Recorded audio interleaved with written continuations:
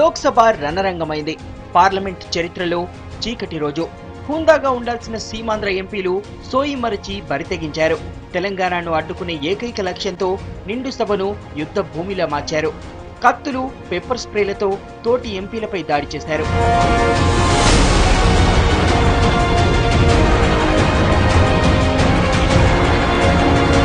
మధ్యాహ్నం 12 గంటలు item number 20A ద్వారా తెలంగాణ బిల్లును సభలో ప్రవేశపెట్టేందుకు సుశీల్ కుమార్ షిండే పేరును చదివారు స్పీకర్.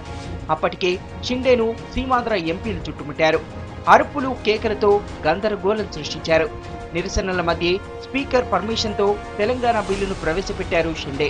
అంతే, సీమాంధ్ర మంద రెచ్చిపోయింది. షిండేకు రక్షణ కవచంలా ఉన్న తెలంగాణ ఎంపీలను టార్గెట్ చేశారు. రెండు వర్గాల మధ్య ఘర్షణ వాతావరణం నెలకొంది. మోదుగుల, లగడపాటి స్పీకర్ పోడియం వైపు దూసుకుపోయారు. నానా హంగామా చేశారు. అడ్డుకోబోయిన తోటి తెలంగాణ ఎంపీలపై ప్రతాపం చూపించారు. లోక్సభ సెక్రటరీ టేబుల్ పై మైకులు లాగేసిన మోదుగుల టీఎంపీలపై దాడికి ప్రయత్నించారు. చిన్నపాటి కత్తితో సభలో హల్చల్ చేశారు. ఇదే టైంలో అటు లగడపాటి కూడా రెచ్చిపోయారు.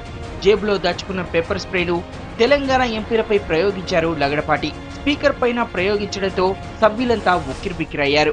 విపరీతమైన దగ్గు, కళ్ల వెంట నీరు కారుతుండగా ఇతర ఎంపీలు బయటకు పరుగులు తీశారు.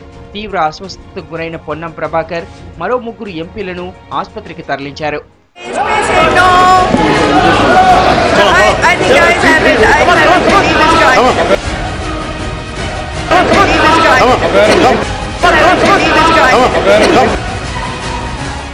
సీమాంధ్ర సభ్యుల దౌర్జన్యం చూసి లోక్ సభ్యులంతా నిశ్చేష్టులయ్యారు. సభలో ఏం జరుగుతుందో తెలియక షాక్ అయ్యారు. స్పీకర్ మీరా కుమార్ సహా సీమాంధ్ర ఎంపీల తీరును సభ్యులంతా తీవ్రంగా తప్పుబట్టారు. This has shamed us.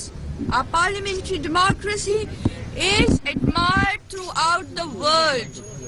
Today, what has happened is a blot. సభ తిరిగి ప్రారంభమయ్యాక 374A నిబంధన కింద 16 మందిని సభ నుంచి సస్పెండ్ చేశారు స్పీకర్.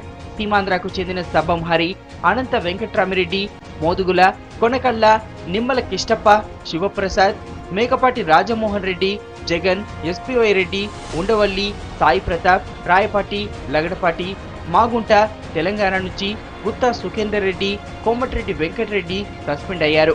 వరుసగా 5 పని దినాల పాటు సభలోకి వీరిని అనుమతించారు.